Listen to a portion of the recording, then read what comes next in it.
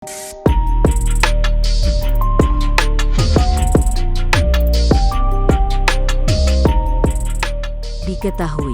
Ranti dan Rain sempat merayakan anniversary pertama pada Jumat tanggal 26 Maret tahun 2021.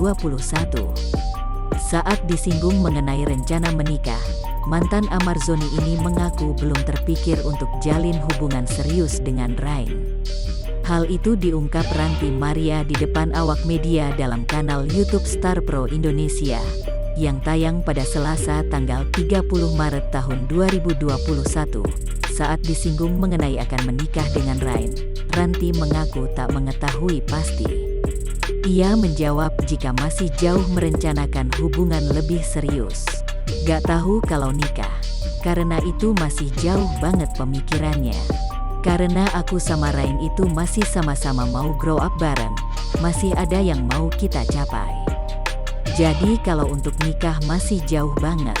Untuk tanggal nikah juga gak tahu karena belum sampai ke sana, bebernya.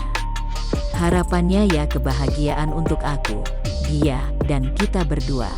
Kita berdua bisa jadi berkat buat orang-orang sekitar. Terus aku juga pengen grow up bareng-bareng ke yang lebih baik juga, pungkas Ranti Maria.